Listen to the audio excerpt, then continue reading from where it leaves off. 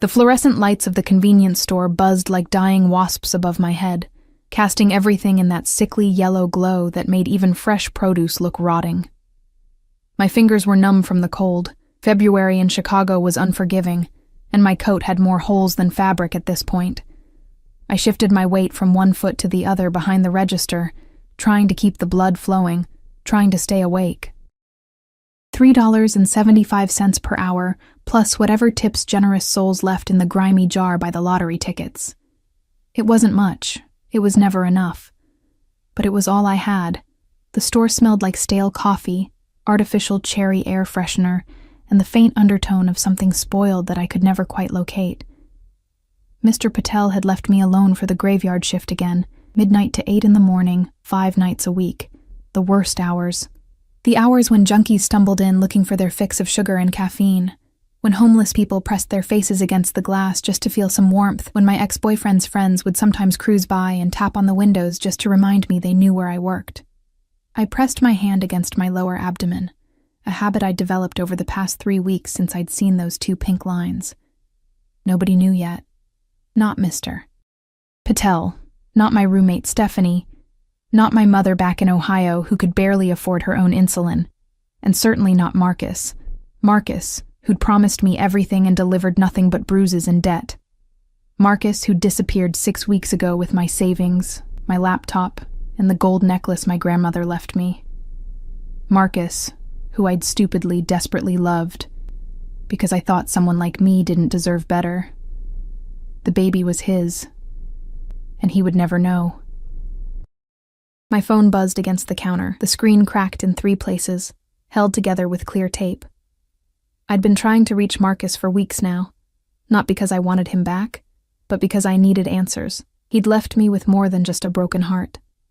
He'd left me with collection agencies calling about loans I never took out, credit cards I never opened. He'd ruined me in ways I was only beginning to understand. The message preview showed a number I didn't recognize. My heart jumped. Maybe Marcus had gotten a new phone. Maybe he'd finally respond. I unlocked the screen with shaking fingers. Unknown. Number. The shipment arrives Thursday. Pier 47. Midnight. Come alone. Wrong number. Obviously. But something made me pause. Made my thumb hover over the keyboard. The way my life had been going. What did I have to lose? Maybe a little chaos would distract me from my own disaster. Me. You have the wrong number. But whoever you're texting probably needs to know you meant Pier 47, not 46.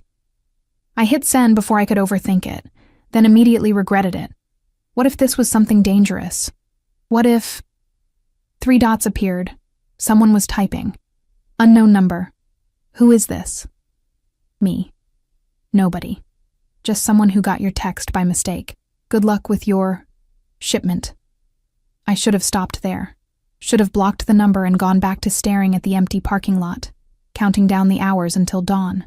But my phone buzzed again. Unknown number. How do you know it should be Pier 47?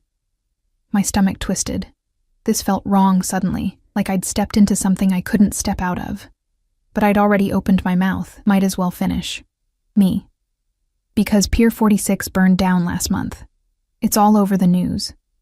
Pier 47 is the only one still operating in that district. The typing indicator appeared and disappeared 3 times. Minutes passed. 5, then 10. I was about to put my phone down when it buzzed again. Unknown number. Smart girl. What's your name? I shouldn't answer. Every instinct screamed at me to block this number, to pretend this conversation never happened. Instead, I found myself typing. Me. Does it matter? Unknown number. Everything matters. Something about those 2 words made my pulse quicken. There was weight to them. Authority. This wasn't some random person. This was someone who meant what they said. Me. Emma. My name is Emma. Unknown number. Emma. You just saved me a significant problem. I don't forget when someone helps me. I laughed. A short, bitter sound that echoed in the empty store. Help? I'd sent 1 text. That wasn't help. That was boredom and poor judgment. Me. I didn't help you. I just corrected a typo. Have a good night. I was about to put my phone in my pocket when the bell above the door chimed. A gust of winter wind cut through the store, and I looked up, expecting to see another tired soul looking for coffee or cigarettes. Instead, I saw him. He stood in the doorway like he owned not just the store, but the entire city block, tall, well over 6 feet, with shoulders that filled out his black wool coat in a way that suggested both power and violence carefully contained. Dark hair, styled but not fussy, with just enough gray at the temples to make him look distinguished rather than old. Maybe late 30s. His face was all sharp angles and hard edges, the kind of face that never smiled unless it was calculating something, but it was his eyes that stopped my breath.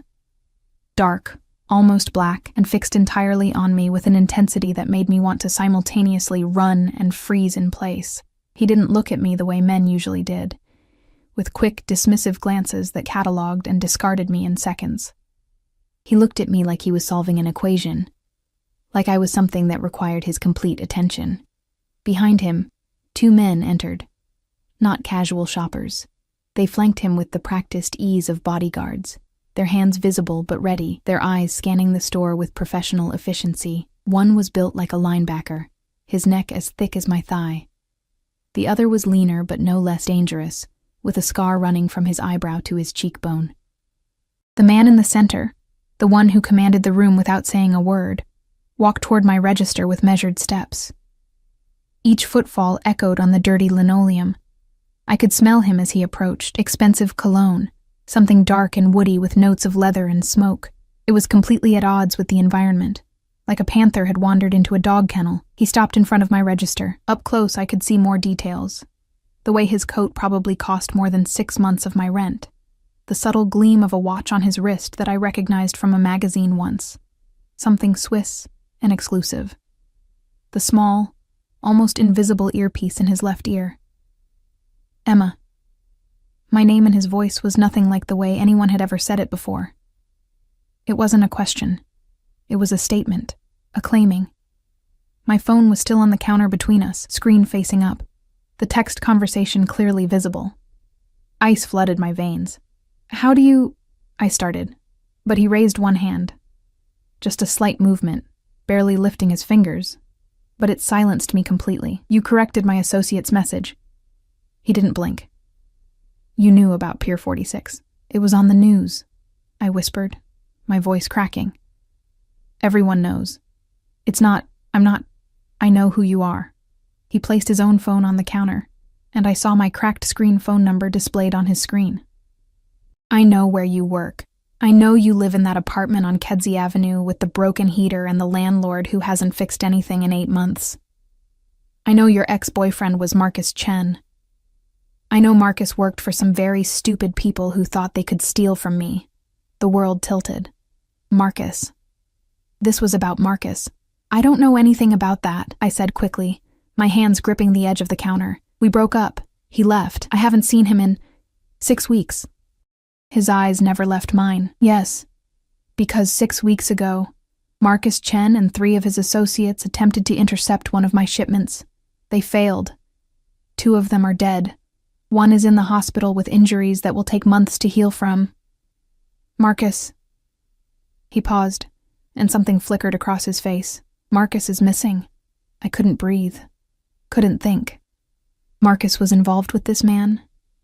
Marcus, who could barely hold down a job at his uncle's restaurant, who spent his days playing video games and his nights drinking cheap beer. "I need to find him," the man continued, his voice soft but absolutely terrifying in its calmness. "And you're going to help me. I don't know where he is." The words burst out of me, desperate and true. "He left me with nothing. He stole from me. I stopped. Too much information. But the man's eyes had sharpened, focused on something. He leaned forward slightly, and I instinctively stepped back, my spine hitting the cigarette display behind me. His gaze dropped, just for a second, to where my hand had unconsciously moved to my stomach again. When his eyes met mine again, something had changed. A new calculation was happening behind that dark stare. "When were you going to tell him?" he asked quietly. My heart stopped. Completely stopped. "Tell him what?" But my voice was too weak, too transparent. "About the baby." The world went silent. The buzzing lights, the distant traffic, the hum of the refrigerators, everything disappeared except this man. and the truth he'd somehow extracted from a gesture I didn't even know I was making. Don't lie to me, Emma. He said it almost gently, but there was steel underneath. I've built my life on reading people. You're 3, maybe 4 weeks along. You're tired. You're scared. And you have no intention of telling Marcus Chen that he's going to be a father. Tears burned my eyes. I refused to let them fall. It's none of your business, I whispered. Marcus made it my business when he stole from me. He straightened, reaching into his coat. I flinched, but he only pulled out a business card. Black, minimalist, with just a phone number embossed in silver. He placed it on the counter next to my phone. But you're right. The baby isn't his concern anymore. He turned to leave, and I should have been relieved. Should have thanked whatever God was listening that he was walking away. Instead, I heard myself say, "What do you mean?" He stopped. Didn't turn around. I mean that Marcus Chen doesn't deserve to know he's going to be a father. Not after what he did to you. Not after what he tried to do to me. Now he looked back, and the expression on his face made something in my chest constrict. But you, Emma, you deserve better than working graveyard shifts in a store that doesn't even have working security cameras, raising a child alone because some worthless coward destroyed your life. You don't know anything about me, I said, but even I could hear how hollow it sounded. I know enough. He nodded to one of his men, who immediately moved toward the door. I know you're in debt that isn't yours. I know you're pregnant and alone. I know you're exactly the kind of person Marcus would leave behind without a second thought. He paused at the door, his hand on the frame. And I know that when I find him, and I will find him, you're going to have 2 choices. What choices? The cold wind rushed in again as he pushed the door open. Option 1. You continue this life, working yourself to death, drowning in Marcus's mistakes, raising his child in poverty while he faces justice for his crimes. His eyes locked with mine one final time. Option 2. You come work for me. Before I could respond, before I could process what he'd just said, he was gone. The black SUV that I hadn't noticed before roared to life in the parking lot, and within seconds they had disappeared into the Chicago night. I stood there, shaking, staring at the business card on my counter. No name, just a number. My phone buzzed. Unknown number. Think about it, Emma, but don't think too long. I'll be in touch. And then, 5 minutes later, another message that made my blood run cold. Unknown number. By the way, I'm handling your debt, all of it. Consider it a gift. You're welcome. I checked my banking app with trembling fingers, not believing, not daring to hope. 0 balance on all the collection accounts. The credit cards Marcus had opened in my name, paid in full, the payday loans, gone. $37,000 of debt erased in minutes. My legs gave out, and I sank to the floor behind the counter. My phone clutched in my hand, that black business card staring up at me from where it had fallen. What had I just gotten myself into? I didn't sleep that day. After my shift ended at 8 in the morning, I walked the 6 blocks to my apartment in a daze, the business card burning in my pocket like a living thing. The sun was already up, pale and cold, casting long shadows across the dirty snow piled along the sidewalks. Chicago in February was brutal, but I barely felt the wind cutting through my thin coat. I was numb in ways that had nothing to do with temperature. The apartment building looked worse in daylight. Peeling paint, broken buzzers, trash overflowing from the dumpster in the alley. I climbed the 3 flights of stairs, my legs heavy with exhaustion, and let myself into the studio I shared with Stephanie. She wasn't home, probably at her boyfriend's place again, which meant I had the space to myself. I collapsed onto my mattress on the floor. We'd sold the bed frame months ago to make rent, and stared at the water-stained ceiling, trying to make sense of the past 6 hours. A Mafia boss, because that's what he had to be, right? The bodyguards, the way he moved, the casual mention of people being dead or in the hospital, the ability to erase my debt with a phone call. That wasn't normal. That wasn't legal. Marcus had stolen from the Mafia, and I'd texted them by mistake. My hand moved to my stomach again, that unconscious gesture that had given me away. 4 weeks pregnant. I'd taken 3 different tests, hoping each time that the previous one was wrong, but they all said the same thing. 2 pink lines. Pregnant. Positive. I should feel something, shouldn't I? Joy or fear or excitement. Instead, I just felt tired, so deeply, impossibly tired. My phone buzzed. I almost didn't check it, but some masochistic part of me needed to know. Unknown number. Sleep, Emma. You'll need your strength for what comes next. I threw the phone across the room. It hit the wall but didn't break. Couldn't break, because it was already broken, held together with tape and desperation. How did he know I wasn't sleeping? Was someone watching me? I got up and checked the window, my heart hammering. The street below looked normal. A few cars, some people walking to work, a dog being walked by an elderly woman. Nothing suspicious. Nothing. Wait. There, across the street.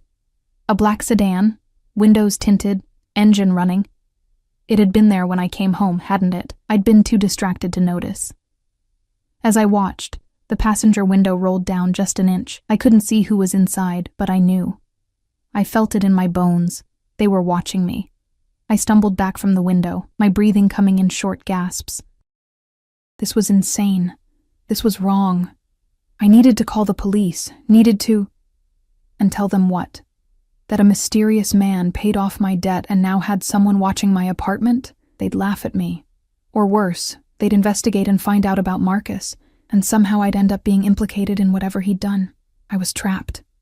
The realization settled over me like a physical weight. There was no good option here. If I ran, they'd find me. He'd proven he knew everything about me. If I stayed, I was under surveillance. If I ignored him, what then? Would the debt come back? Would something worse happen? Option 2. You come work for me. I grabbed my phone from where it had landed near the bathroom door. My fingers hovered over the keyboard. This was crazy. This was the worst possible decision. But what other choice did I have? Me. What kind of work? The response came immediately, like he'd been waiting. Unknown number. Nothing that will harm you or the baby. You have my word. Me. The word of a criminal? Unknown. Number. The word of a man who keeps his promises. More than Marcus ever gave you. I hated that he was right. I hated everything about this situation. Me. I need time to think. Unknown. Number. You have until tonight. 8 p.m. A car will come for you. Be ready. Me. And if I'm not, the typing indicator appeared and disappeared several times. When his response finally came, it was just 4 words that made my stomach drop. Unknown number. Then you'll miss dinner. I must have fallen asleep at some point, because the next thing I knew, Stephanie was shaking my shoulder, her voice high and panicked. Emma! Emma, wake up! There are men outside asking for you. I jolted awake, disoriented. The light coming through the window was different. Late afternoon, maybe 5 or 6. I'd slept through most of the day. What men? I croaked, my throat dry. I don't know. They're just standing by the door in fancy suits, and when I asked what they wanted, they said they were here for Emma Mitchell. Are you in trouble? Is this about Marcus? Oh God, Emma, what did you do? I sat up too quickly, and the room spun. Morning sickness, though apparently it didn't care what time of day it actually was. I swallowed hard, fighting the nausea. I'm not in trouble. I lied. It's complicated. Stephanie stared at me, her eyes wide. She was 23, 2 years younger than me, with perfect makeup and perfectly curled hair, even though she'd just woken up. Her family had money. She only lived here because she thought it was authentic to struggle for a while before she went back to her comfortable life. We were friends, but not really. Not in the way that mattered. They said a car is coming at 8, she continued. They wanted to make sure you'd be ready. Emma, what the hell is going on? I looked at the clock on the microwave. It was 7:30. I'd slept longer than I thought. I need to get ready, I said, standing up. The room tilted again, but I forced myself to stay upright. It's fine. Everything's fine. You're lying. Stephanie crossed her arms. You've been weird for weeks. You're exhausted all the time. You're not eating.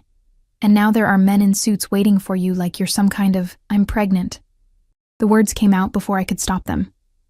Stephanie's mouth fell open. You're... what? Pregnant.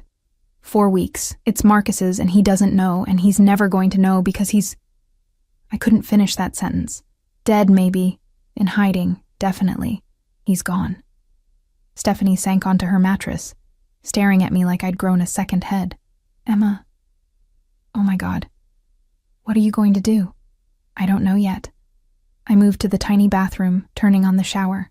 But right now, I need to get ready. For what? Who are those people? I met her eyes in the mirror, someone who might be able to help me, or destroy me. I honestly can't tell which. At exactly 8 p.m., there was a knock on the door. Not the buzzer.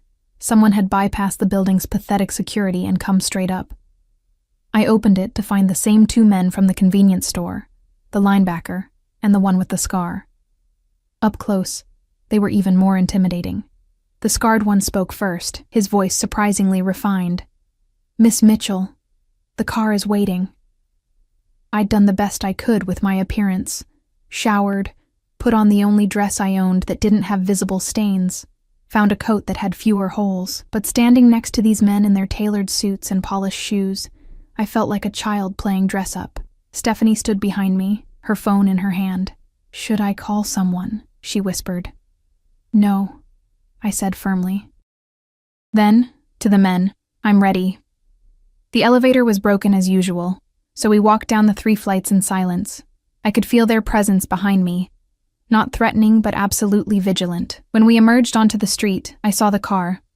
Not an SUV this time. A Mercedes, sleek and black, with windows so darkly tinted they looked like mirrors. The scarred man opened the back door, and I hesitated for just a moment before climbing in. The interior smelled like leather and that same cologne from last night. But the back seat was empty. Where is he? I asked as the door closed behind me. The restaurant, the scarred man said from the front passenger seat. The linebacker was driving. We'll arrive in 20 minutes, the restaurant.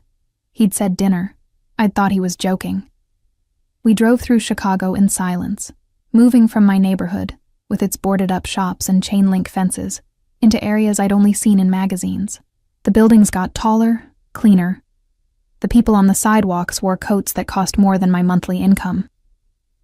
We crossed the river, heading into the Loop, and then beyond it to the Gold Coast. The car finally stopped in front of a building with no visible sign, just a discreet awning and a doorman who opened the car door before I could reach for the handle. Miss Mitchell, he said with a slight bow. He's expecting you. I stepped onto the sidewalk, my cheap shoes clicking on pristine concrete. The scarred man appeared at my elbow, not touching but guiding me toward the entrance. The doorman held the door, and we entered a space that made my breath catch. It wasn't a restaurant, it was art. Floor-to-ceiling windows overlooked the city, the lights of Chicago spreading out like a galaxy. The interior was all dark wood and soft lighting, with tables spaced so far apart that each felt like a private world. Classical music played softly, a piano, I thought, live piano. And there, at a table by the window, sat the man from last night. He stood as I approached, and I saw him clearly for the first time in proper lighting. He was younger than I'd thought initially, mid-30s, maybe 37 at most. The gray in his hair was premature, stress-induced. His suit was midnight blue, so dark it was almost black, with a black shirt underneath and no tie. He looked like he'd stepped out of a magazine spread about powerful men who ruled from the shadows. Emma? He gestured to the chair across from him. Please sit. I sat because my legs were shaking too badly to stand. The chair was more comfortable than any piece of furniture in my apartment. He resumed his seat, his movements economical and precise. Thank you for coming. Did I have a choice? The words came out sharper than I intended. The corner of his mouth twitched. Not quite a smile, but something. There's always a choice. You could have run. Some people would have. Would you have found me? Yes. At least he was honest. A waiter appeared. Young, nervous, avoiding eye contact. He placed a glass of water in front of me and asked if I wanted anything else to drink. She'll have sparkling water, the man said before I could answer, with lemon. And bring the tasting menu. but no shellfish or soft cheeses." The waiter nodded and disappeared. I stared at him. "How did you—" "Pregnant women shouldn't eat shellfish or soft cheeses. Listeria risk." He took a sip of what looked like whiskey. "I do my research." "You researched pregnancy dietary restrictions?" "I research everything that matters." His eyes held mine. "And you matter, Emma." I laughed, a harsh, disbelieving sound. "I'm nobody. I'm a convenience store clerk who texted you by mistake. Why do I matter?" He leaned back in his chair, studying me with that same intensity from last night. "Do you know what I do, Emma? Something illegal." "Many things are illegal. Be more specific." "You're—" "What? Mafia?" "Organized crime." I prefer to think of myself as a businessman who operates outside traditional regulatory frameworks. That almost smile again. "But yes, if you want to use crude terms. I control shipping routes, manage distribution networks, and ensure that certain goods reach certain people without government interference. Drugs," I said flatly. "Among other things. Weapons, information, currency. Whatever my clients need." He swirled the whiskey in his glass. "It's a complicated business, Emma. It requires trust, loyalty, and the ability to read people accurately. And you think you can read me? I know I can." He set down his glass. "You're intelligent. You proved that with your text about the pier. You're observant. You notice details that my own associate missed. You're resilient. You've been carrying Marcus's debt for months without breaking, working a job that would destroy most people just to survive. And you're loyal to a fault. You're pregnant with the child of a man who betrayed you in every possible way, and you're still not talking to the police." Each observation felt like being flayed open. "You don't know anything about me. I know you're scared. I know you're exhausted. I know you lie awake at night wondering how you're going to raise a child alone, how you're going to afford prenatal care, how you're going to keep a roof over your head." He leaned forward. "And I know that despite everything Marcus did to you, some small part of you still hoped he'd come back. Until last night, when you realized exactly what he'd gotten himself into." Tears burned my eyes. I refused to let them fall. "Why did you pay my debt?" I whispered. "Because you helped me without knowing who I was or what you'd gain from it. Because in my world, that kind of honesty is rare." He paused. "And because no woman should be punished for the sins of a coward." The waiter returned with my sparkling water and a small plate of something that looked too beautiful to eat. I didn't touch it. "You said you wanted me to work for you," I said. "Doing what?" "I have many businesses, Emma. Legal ones. Restaurants, real estate, import companies. They all need bookkeepers, managers, people who can be trusted with sensitive information." His eyes never left mine. "You would work in one of my legitimate establishments. Real salary, real benefits, health insurance that would cover your pregnancy. In exchange, you'd be available when I need information verified or documents reviewed. Nothing illegal on your part, just discretion. I'd be laundering money. You'd be managing books. What I do with those books is my concern." "And if I say no?"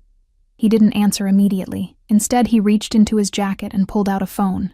Not the one from last night, a different one. He pressed a few buttons and turned the screen toward me. I saw Marcus. He was alive, but barely. Tied to a chair in what looked like a warehouse, his face bruised and swollen. Blood dried on his shirt. He looked terrified. "He's been talking," the man said quietly, "telling me everything. About how he met you, how he used you, how he planned to use your identity for more fraud after he left. He's not a good person, Emma. I'm sure you've realized that by now." I couldn't look away from the screen. "Are you going to kill him?" "That depends on you." My eyes snapped to his face. "What?" "If you agree to work for me, Marcus lives. He'll face consequences. He stole from me, and that can't go unpunished. But he'll live. He'll spend the next decade paying back what he took through labor, but he'll survive." He pocketed the phone. "If you refuse, then Marcus becomes an example, a message to anyone else who thinks they can steal from me and hide behind innocent women. That's not a choice," I said, my voice shaking. "That's blackmail. That's business." He sipped his whiskey. "Everything is negotiation, Emma. I'm offering you a life where you don't have to worry about money, where your child will have opportunities you never did. All I ask in return is loyalty and discretion. Marcus's fate is simply additional motivation for you to choose wisely. I felt sick. Not morning sickness this time. Just pure, overwhelming nausea at the trap I'd walked into. I don't have a choice, do I? You always have a choice. He gestured to the food that had been appearing steadily throughout our conversation. But I think we both know which choice makes sense. Eat, Emma. You need to take care of yourself now. You're not alone anymore. That last sentence made something crack inside my chest, because he was right. For the first time in months, maybe years, I wasn't alone. I just wasn't sure if that was a blessing or a curse. I ate because my body demanded it, because the baby needed it, not because I had any appetite. Each bite of the expertly prepared food tasted like ash in my mouth, but I forced it down while he watched me with those dark, calculating eyes. "What's your name?" I asked finally, breaking the silence that had stretched between us. He tilted his head slightly, as if considering whether to answer. Dominic Volkov. Russian. That explained the slight accent I'd noticed underneath his perfect English, the way certain consonants came out just a fraction harder than they should. "How old are you, Dominic?" I don't know why I asked. Maybe I needed to humanize him, to see him as something other than the monster holding my life in his hands. 36. He refilled my water glass himself, an oddly intimate gesture. Old enough to know better than to let a convenience store clerk get under my skin. And yet, here we are. I didn't ask to get under your skin. No, you didn't. Something flickered across his face. Amusement, maybe, or something darker. You simply existed at the wrong moment, sent the right text, and demonstrated qualities I've spent years trying to find in my organization. Call it fate if you're romantic. I call it opportunity. Opportunity. I set down my fork. Is that what you call destroying my life? I didn't destroy your life, Emma. Marcus did that long before I entered the picture. He leaned forward, his elbows on the table in a posture that would have seemed casual if not for the intensity in his eyes. I'm offering you a way to rebuild it, a foundation that won't crumble the moment someone disappointing walks into your world. By making me complicit in crime. By giving you security. His voice dropped lower. Do you know what happens to single mothers in this city? Women working minimum wage jobs, trying to raise children alone? I've seen the statistics, Emma. I've seen how the system grinds them down until there's nothing left but exhaustion and regret. Is that what you want for your child? I hated that his words found their target. That he was articulating fears I'd been trying not to think about since I saw those 2 pink lines. And what do you get out of this? I asked. Why do you care? His jaw tightened almost imperceptibly. I had a sister once, younger than me. She got involved with someone like Marcus. Charming, useless, destructive. He got her pregnant and disappeared. She tried to raise the baby alone, working herself to death in factory jobs that barely paid enough for food.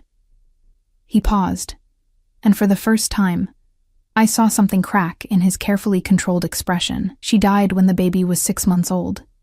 Exhaustion, malnutrition, an infection she couldn't afford to treat properly. The baby went to the state, and I never saw my nephew again. The silence that followed was heavy with grief I hadn't expected him capable of feeling. I'm sorry, I whispered. Don't be sorry. Be smart. He straightened, the vulnerability disappearing behind his usual mask. I can't save my sister, but I can make sure another woman doesn't end up like her. Consider it my penance, if that makes you feel better about accepting help from someone like me. The waiter appeared again, clearing plates with practiced efficiency. Neither of us spoke until he'd gone. When would I start? I asked quietly. Something in Dominic's posture relaxed infinitesimally. Tomorrow. One of my restaurants needs a day manager. It's legitimate work. Payroll, inventory, scheduling.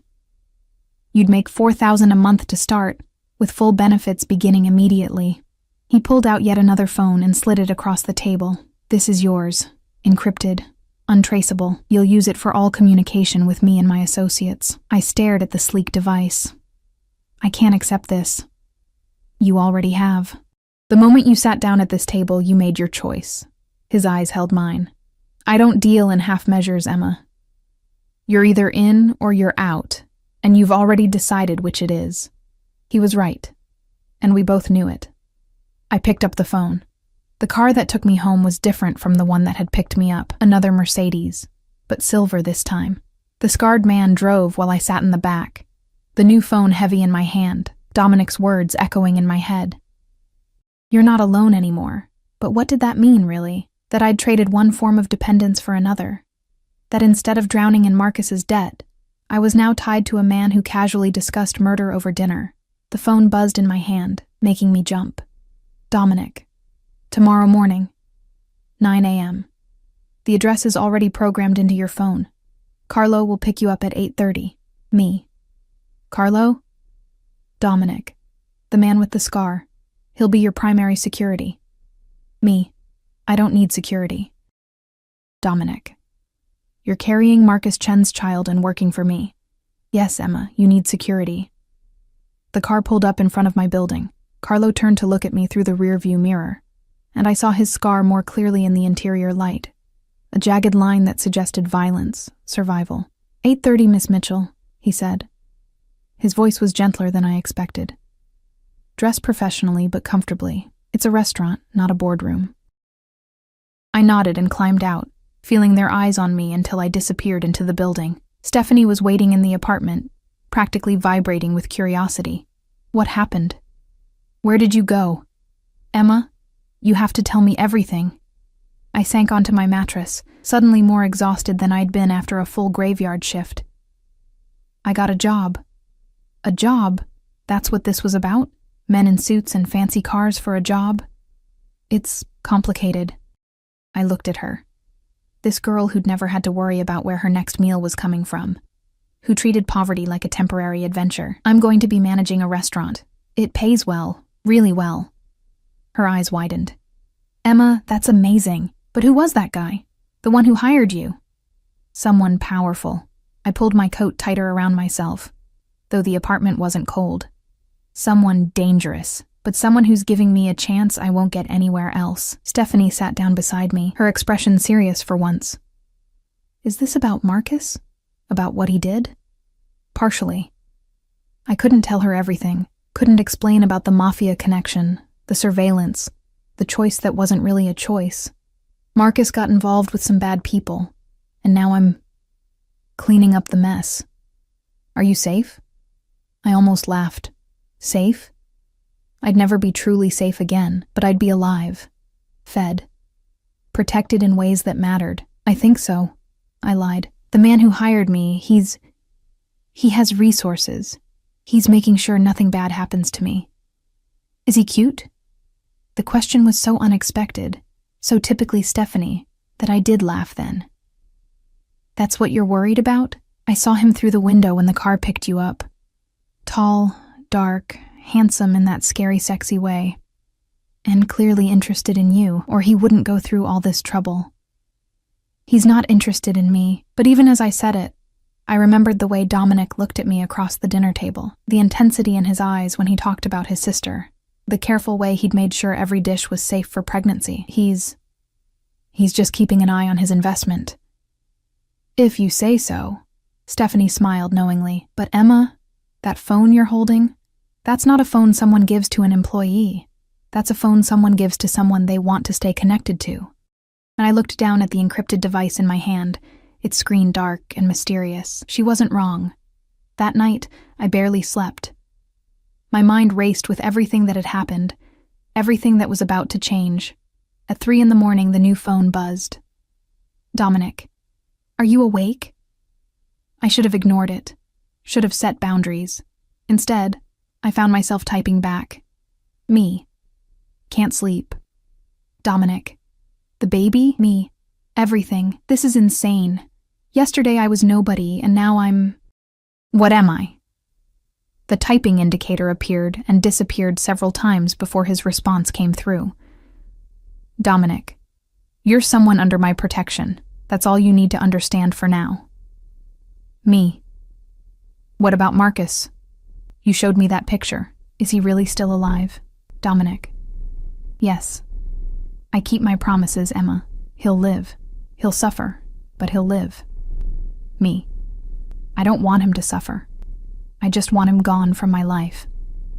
Dominic. He'll be gone. After tomorrow, you'll never have to think about Marcus Chen again unless you choose to. Me. Why are you really doing this? Don't give me the story about your sister. There's something else. A long pause. I watched the screen, wondering if he'd answer at all. Dominic. Get some sleep, Emma. Carlo will be there at 8:30. Don't be late. He dodged the question, which meant I was right. There was more to this than altruism or penance. But what? I fell asleep finally, just as the sky was beginning to lighten. My hand resting on my stomach where Dominic's nephew's cousin, or whatever complicated relationship this baby had to his dead sister's child, was growing cell by microscopic cell. When my alarm went off at 7:30, I felt like I'd been hit by a truck. But I dragged myself up, showered in our tiny bathroom with its cracked tiles and weak water pressure, and stood in front of my pathetic closet trying to figure out what professionally but comfortably meant when you owned 3 outfits total. I settled on black pants that were only slightly worn at the knees, and a gray sweater that Stephanie had given me. It would have to do. At exactly 8:30, there was a knock at the door. Carlo stood there with 2 coffee cups and a small bag. Decaf latte and a muffin, he said, handing them to me. Mr. Volkov thought you might not have time for breakfast. The thoughtfulness of it surprised me. Thank you. Ready, Miss Mitchell? I grabbed the coat with the fewest holes and followed him down to the waiting car. The restaurant was in River North, a beautiful brick building with large windows and a sign that read, Sapphire, in elegant script. Carlo opened my door, and we walked inside together. It was beautiful. All polished wood and soft lighting, with a bar that gleamed like liquid gold. The staff was already there, servers setting tables, a bartender organizing bottles, a woman who looked like she might be the hostess reviewing a reservation book, and standing by the bar, looking completely at ease in charcoal slacks and a black sweater, was Dominic. He turned as we entered, and I saw something flash across his face. Approval, maybe, or satisfaction. Emma, he said, crossing to me in a few long strides. Welcome to Sapphire. This is yours now. Mine? I repeated, certain I'd misheard him. You're the manager. Dominic gestured around the restaurant with proprietorial ease. Everything operational falls under your supervision. Staff scheduling, inventory management, vendor relations, customer service. The previous manager retired unexpectedly. The way he said retired made me think the poor person probably hadn't had much choice in the matter. I don't know anything about managing a restaurant, I protested, even as my eyes took in the beautiful space, the kind of place I'd never have been able to afford to eat at in my entire life. You'll learn. He placed his hand on the small of my back, guiding me toward the bar. The touch was light, almost impersonal, but I felt it like a brand through my sweater. Carlo will stay close for the first few weeks. Any problems, any questions, you contact me directly. The staff knows you have my full authority. The woman with the reservation book approached, her smile professional but warm. She was older, maybe 50, with silver hair pulled back in an elegant bun and kind eyes behind designer glasses. You must be Emma, she said, extending her hand. I'm Patricia. I've been the hostess here for 6 years. Mr. Volkov told us you'd be taking over management. I shook her hand, acutely aware of how rough my own palm must feel compared to her manicured softness. Nice to meet you. I have to be honest. I have no experience with this. You'll do fine, Patricia said, and something in her tone made me believe her. The team here is solid. We just need someone to keep things organized and make sure the vendors don't try to rip us off. The last manager was letting them overcharge for produce. Dominic's jaw tightened almost imperceptibly, which is why she's no longer here. Over the next hour, Patricia walked me through the basics, while Dominic observed from the bar, nursing an espresso that Carlo had made him. I learned about the reservation system, the staff rotation, the inventory process. My head spun with information, but underneath the overwhelming flood of details, I felt something unexpected, excitement. This was real. This was mine. Or as mine as anything could be when it was given to me by a man who controlled it all. The lunch shift starts at 11, Patricia explained, showing me the office, a small but well-organized space with a computer, filing cabinets, and a desk that had probably cost more than my annual salary at the convenience store. Most days you'll need to be here from 9 until close at midnight, but Mr. Volkov mentioned you have special circumstances. Her eyes flickered briefly to my stomach before returning to my face. So, we're arranging for an assistant manager to handle some of the evening duties. He told you? I asked quietly. Mr. Volkov is very thorough about ensuring his people are taken care of. Patricia's smile was genuine. Congratulations, by the way. Pregnancy is a blessing. I wanted to believe that. I really did. Dominic appeared in the doorway, filling the small space with his presence. Patricia, give us a moment. She nodded and slipped out, closing the door behind her. Suddenly the office felt impossibly small, the air charged with something I couldn't name. Sit, Dominic said, gesturing to the desk chair. I sat. He remained standing, leaning against the filing cabinet with his arms crossed, studying me in that unnerving way of his. You'll receive your first paycheck Friday, he said. $4,000. Carlo will help you open a new bank account today, one Marcus never had access to. Your apartment situation, he paused. How long is your lease? Month to month. Why? Because you're moving. I stood up so fast the chair rolled backward. Excuse me? Your current apartment is inadequate. No heat, questionable security, in a neighborhood where gunshots are a nightly occurrence. His tone was matter of fact, not cruel, which somehow made it worse. I own a building in Lincoln Park. 2-bedroom units, full security, maintenance included. You'll move there by the end of the week. You can't just decide where I live. I can, and I have. He straightened, taking a step closer. Emma, you work for me now. That means you're under my protection, and I don't protect my people by leaving them in dangerous situations. This isn't negotiable. Everything with you is not negotiable, I shot back, anger overriding my fear.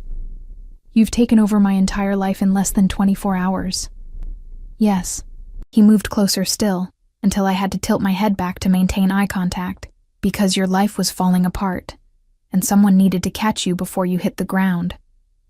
I'm not the villain here, Emma. I'm the only thing standing between you and complete destruction. I was managing fine before you showed up.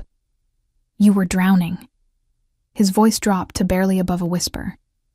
Working a job that was killing you slowly, carrying debt that would have buried you, pregnant and alone with no prospects and no hope. That's not managing. That's surviving by your fingernails, and we both know those fingernails were about to give out. The truth of his words hit me like a physical blow. I turned away, not wanting him to see the tears burning my eyes. I don't want to be your charity case, I whispered. You're not. His hand touched my shoulder, gentle, unexpected. You're an investment, one I intend to protect. A pause. And perhaps something more than that, though neither of us is ready to examine what that means yet. I turned back to face him, and something in his expression made my breath catch. It wasn't the cold calculation I'd seen before. It was hunger, raw and barely controlled. What do you want from me? I asked. Right now, I want you to accept the apartment, learn this job, and take care of yourself and that baby. His thumb traced a small circle on my shoulder before he dropped his hand. What I'll want in the future, we'll negotiate when the time comes. Before I could respond, his phone buzzed. He glanced at it, and his entire demeanor changed. All business, all sharp edges again. I have to go. Carlo stays with you. If you need anything, call me directly. He moved toward the door, then paused. Emma, thank you. For what? For trusting me enough to be here. Then he was gone, leaving me standing in an office that was supposedly mine, in a restaurant I was supposedly managing, in a life I supposedly controlled. But we both knew the truth. Dominic Volkov owned it all, including me. The rest of the day passed in a blur. Patricia proved invaluable, walking me through everything from how to process deliveries to how to handle difficult customers. The staff was friendly but clearly curious about me, the mysterious new manager who'd appeared overnight with Mr. Volkov's explicit endorsement. Carlo remained a silent shadow, always within sight, but never intrusive. During my break, He drove me to a bank. Not my usual branch, but a private banking office that felt more like a luxury hotel than a financial institution. Within an hour, I had a new account with a balance that made my head spin. Dominic had deposited not just my first paycheck, but 3 months' salary in advance. "Security?" Carlo explained when he saw my expression. "Mr. Volkov wants you to have a cushion." "This is more than a cushion. I don't even know what this is. This is what happens when you matter to him." Carlo's scarred face was unreadable. "And Miss Mitchell? You matter to him more than you realize." I wanted to ask what he meant, but something in his tone suggested the conversation was over. By the time evening came, I was exhausted but strangely satisfied. I'd made it through an entire shift without major disasters. The staff seemed to respect me, or at least respect Dominic's faith in me. Patricia had promised to help me with anything I needed. It almost felt normal. Almost. Carlo drove me home at 10 p.m., earlier than Dominic had promised I'd have to work. "Mr. Volkov's orders," he said when I questioned it. "You need rest." The apartment felt smaller than ever after spending the day in Sapphire's elegant spaces. Stephanie wasn't home, probably at her boyfriend's again. I collapsed onto my mattress, too tired to even shower, and pulled out the encrypted phone. "Me. Thank you. For today, for everything." The response came within seconds. "Dominic. How do you feel?" Me. Overwhelmed. Grateful. Terrified. All of it. Dominic. "That's normal. It will get easier." Me. "Will it? Or will I just get used to being controlled?" Dominic. "You're not being controlled, Emma. You're being protected. There's a difference." Me.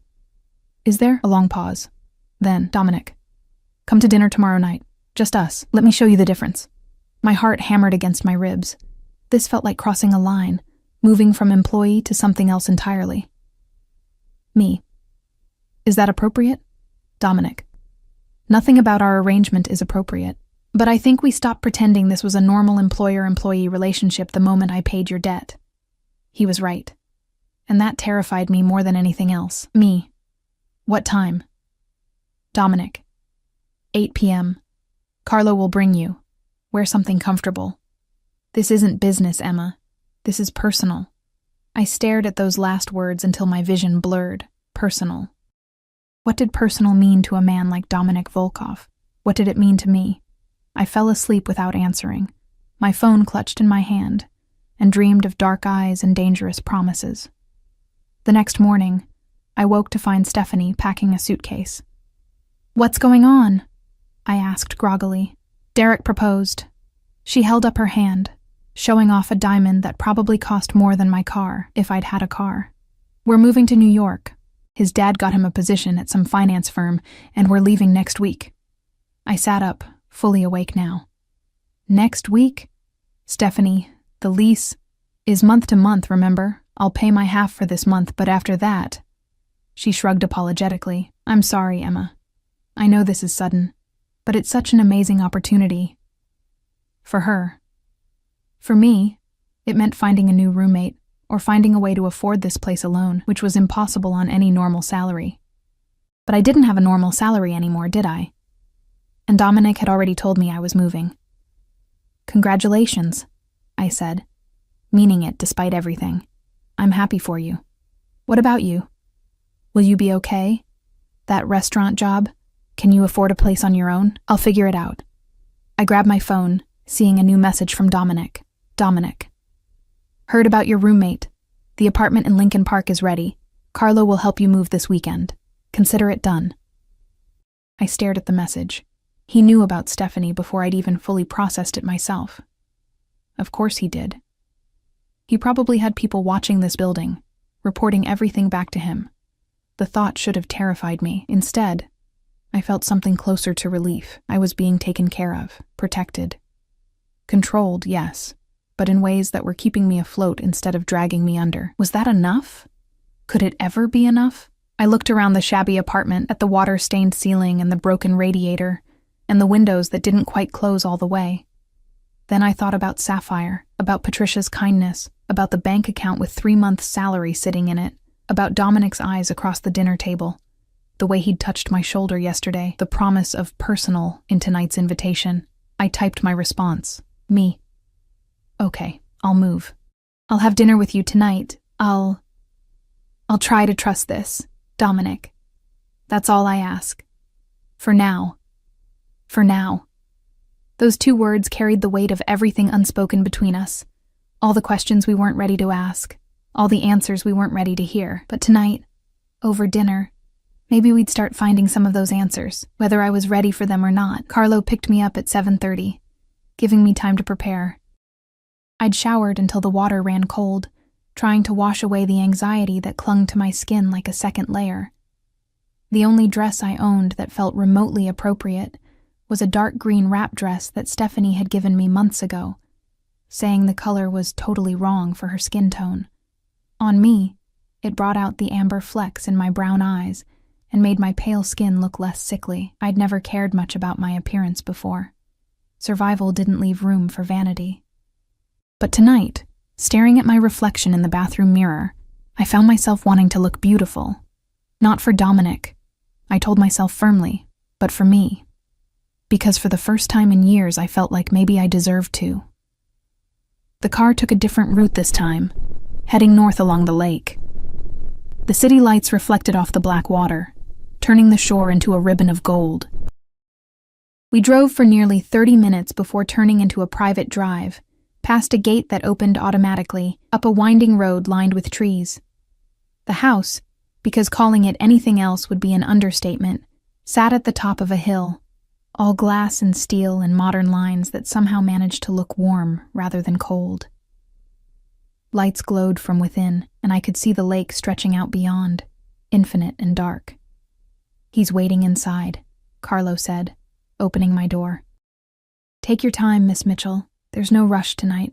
I walked to the front door on shaking legs.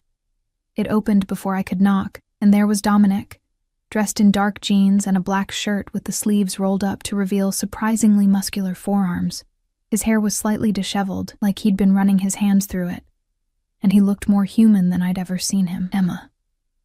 My name was a breath, a prayer, a question. "You came. You didn't make it sound optional." A genuine smile crossed his face. The first real smile I'd seen from him. It transformed his features, made him look younger, almost vulnerable. "Tonight, everything is optional. Come in." The interior of the house was stunning. High ceilings, floor-to-ceiling windows overlooking the lake, furniture that managed to be both luxurious and comfortable. But what caught my attention was the smell. Someone was cooking. "You cook?" I asked, surprised. "When I have time, which isn't often." He led me through the living room to a kitchen that looked like something from a magazine. Marble counters, professional-grade appliances, herbs growing in pots by the window. I thought tonight should be different, more intimate than a restaurant. Intimate. The word hung between us like a promise. He poured me sparkling water with fresh berries, remembering I couldn't drink alcohol, and returned to the stove where something that smelled incredible was simmering. I perched on one of the bar stools, watching him move around the kitchen with the same controlled grace he brought to everything. "Why am I really here, Dominic?" I asked quietly. His hand paused over the pot for just a moment before continuing. "Because I wanted to see you without the pretense of business, without Carlo standing guard or staff watching. Just us. There is no us, isn't there?" He turned to face me, his dark eyes searching mine. "Emma, from the moment you sent that text, something shifted. I can't explain it. I've built my entire life on logic, on calculated moves and measured risks. But with you," he shook his head, "with you, nothing is calculated. Nothing makes sense. And yet it's the most certain thing I've felt in years." My heart was hammering so hard I was sure he could hear it. "You don't know me. I know enough. I know you're brave enough to work a graveyard shift alone in one of the most dangerous neighborhoods in Chicago. I know you're loyal enough to stay silent about Marcus even when talking to the police might have helped you. I know you're strong enough to decide to keep a baby even when every practical consideration says you shouldn't." He moved closer, coming around the island until he was standing in front of me. "I know that when you smile, which you don't do often enough, it feels like the sun coming out after a long winter. Dominic, let me finish." His hand came up, his fingers brushing my cheek with heartbreaking gentleness.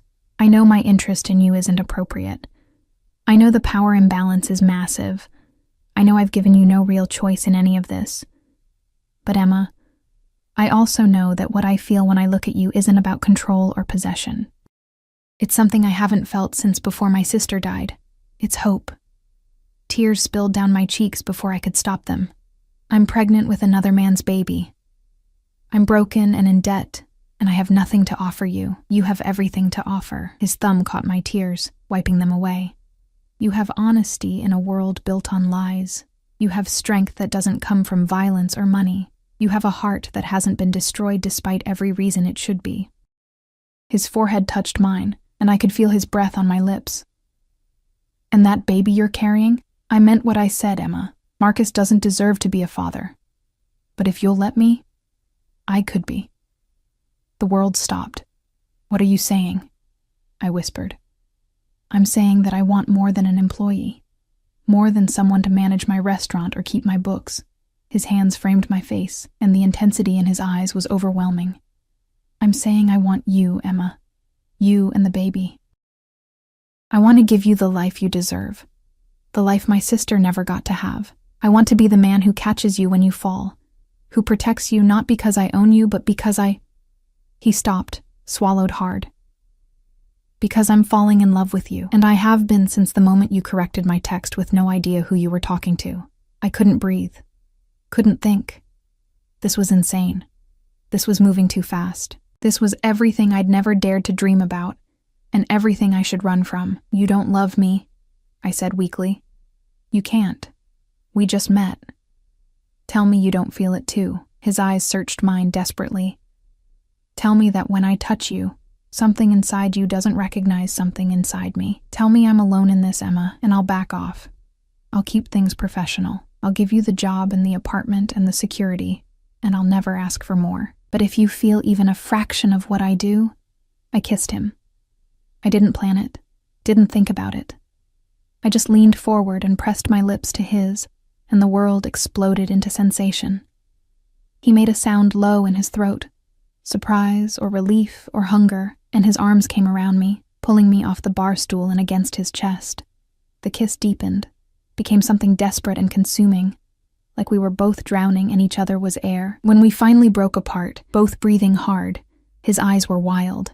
Emma, I feel it, I admitted, my voice breaking. God help me. I feel it too. And it terrifies me because I don't know if it's real or if I'm just so desperate for someone to save me that I'm confusing gratitude with. It's real. He kissed me again, softer this time.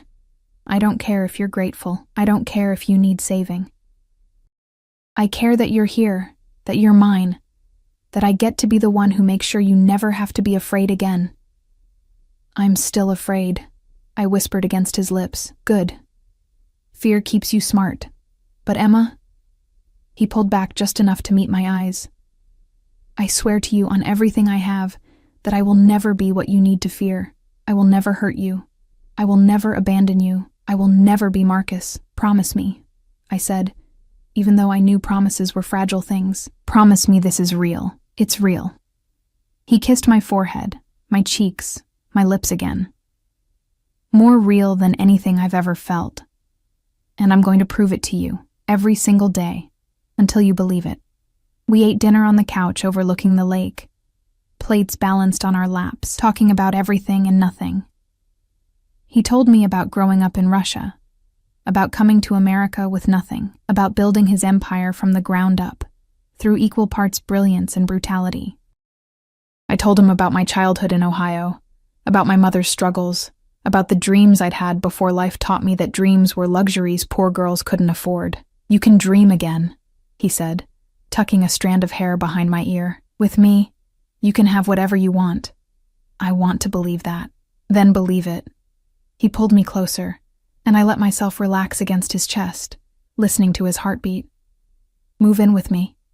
I stiffened. Dominic. Not right away. Take the apartment in Lincoln Park. Learn the job. Get settled. But Emma, I don't want this to be temporary. I don't want you to be something I keep at arm's length because it's appropriate. I want you here, I want to wake up next to you. I want to be there for every doctor's appointment, every milestone. His hand moved to my stomach, resting there with reverence. I want to be this baby's father in every way that matters. That's crazy. We barely know each other. Then we'll learn. We have time. He kissed the top of my head. I'm not asking you to decide tonight. I'm just asking you to consider it, to give us a chance. I looked up at him, at this dangerous, powerful man who somehow made me feel safer than I'd ever felt in my life. What about Marcus? Marcus is being dealt with. His voice hardened slightly. He's alive, as I promised. He'll spend the next decade paying his debt through labor in one of my overseas operations. He'll never contact you, never know about the baby, never interfere with your life again. He's gone, Emma. Completely. I should have felt guilty, should have protested. Instead, I just felt relief. Okay, I whispered. Okay, what? Okay, I'll consider it. Moving in. Being whatever we are. I turned in his arms to face him fully. But Dominic, I need you to understand something. I'm not a possession. I'm not a prize you won. If we do this, it has to be real. It has to be equal, or at least as equal as it can be given. I gestured vaguely, encompassing everything he was, everything I wasn't. It will be real. His hands cupped my face. You'll have your own money, your own career, your own life. I'm not trying to cage you, Emma. I'm trying to give you wings. He smiled slightly. Even if those wings mean you're strong enough to fly away from me someday. I don't want to fly away. Good. Because I'm not sure I could survive it if you did. We kissed again, and this time it led to more gentle touches that became urgent.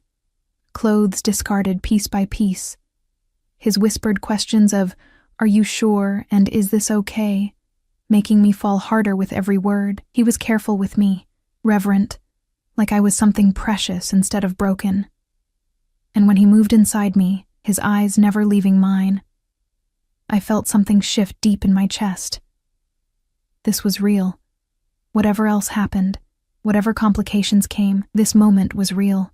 Afterward, we lay tangled together on his bed, the lake visible through the massive windows, the city lights glittering in the distance like fallen stars. "I love you," he said into the darkness. "I know it's too soon. I know it's not logical, but I love you, Emma Mitchell, and I'm going to spend every day proving it." I didn't say it back. Not yet. The words felt too big, too permanent for someone who'd learned that permanence was an illusion. But I held him tighter and whispered, "Ask me again in a month, when I've had time to believe this isn't a dream." It's not a dream. He pulled a blanket over us, sheltering us from the cold. It's a promise. And I always keep my promises. 6 months later, I stood in the nursery of Dominic's house, our house now, putting the final touches on the room we'd designed together. Soft gray walls, white furniture, a mobile with stars and moons hanging above the crib. The baby would be here in 3 months, and I still couldn't quite believe this was my life. The restaurant was thriving. I'd learned the business faster than anyone expected, even opened a second location with Dominic's backing. I had a career, a purpose, a life that was mine even as I shared it with him. And Dominic had kept every promise. He'd been there for every doctor's appointment, his hand holding mine during the ultrasounds, his face lighting up when we learned we were having a girl. He'd proposed 2 months ago, not with pressure or expectation, but with a simple question. "Will you let me love you forever?" I'd said yes. Not because I needed saving anymore, but because I wanted to. Because somewhere between that first terrifying text and this moment, I'd fallen completely, irrevocably in love with him. "Are you happy?" he asked from the doorway, and I turned to see him watching me with those dark eyes that still made my heart race. "I'm happy," I said, meaning it with every fiber of my being. He crossed to me, his arms wrapping around me from behind, his hands settling on my rounded belly where our daughter kicked enthusiastically. "I'm going to be a father. You already are." I covered his hands with mine. "In every way that matters, Dominic. You already are. I love you," he whispered against my neck. "My brave, beautiful Emma, thank you for trusting me. Thank you for staying. I love you too." The words came easily now, natural as breathing. Thank you for catching me. Always, he promised. I'll always catch you. And as I stood there in the nursery we'd built together, in the house we'd made a home, carrying the baby we'd both claimed as ours, I finally understood what it meant to be truly free. Not free from Dominic, but free because of him. Free to be myself, to dream, to love without fear. He'd promised me wings, and he'd delivered. And I'd chosen to use them to fly straight into his arms and stay there, wrapped in a love that had started with a wrong number and became the rightest thing in my life. The past, Marcus, the debt, the fear, felt like it belonged to a different person. That girl who worked graveyard shifts and counted pennies was gone, replaced by a woman who knew her worth, who had a partner who saw her value even when she couldn't see it herself. Dominic had given me everything. But more importantly, he'd taught me that I deserved everything. And that made all the difference. Streep. I watch Streep. I'd watch Streep any old day. She's a queen. It keeps resetting. Don't worry about it. I don't care about them.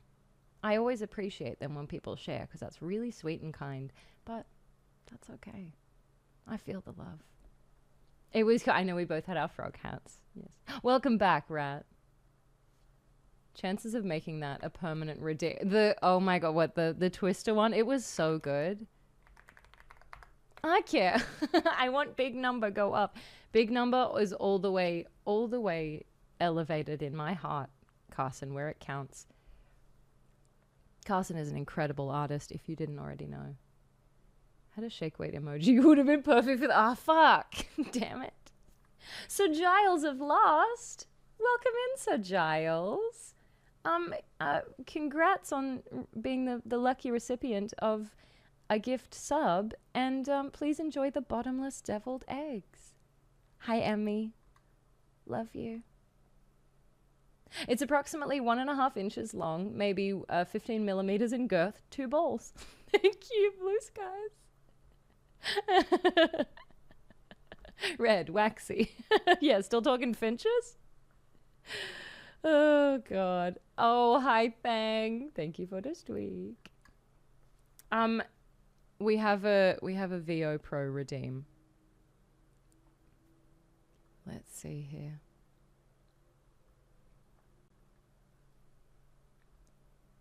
Oh my god, what the hell is this? This is so long. Let's try. Okay. The markers have a ball in there like spray paint. Keeps the paint distributed evenly. It's like watery ketchup that splooges out if it's not mixed properly enough. Perfect. Okay. Oh no. Person. Wait. Your message got deleted because you had some periods in between your words. But here we go. This is person's message. I hear you shake the pen. The sound reminded me of spray paint. I remember I need to go back into town. I don't want to, but I need spray glue to fix my new lamp. I'm so sorry to remind you.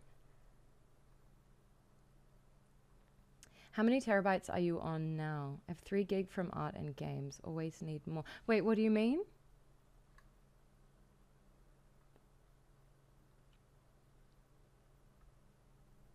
I usually just use them to talk about how him around.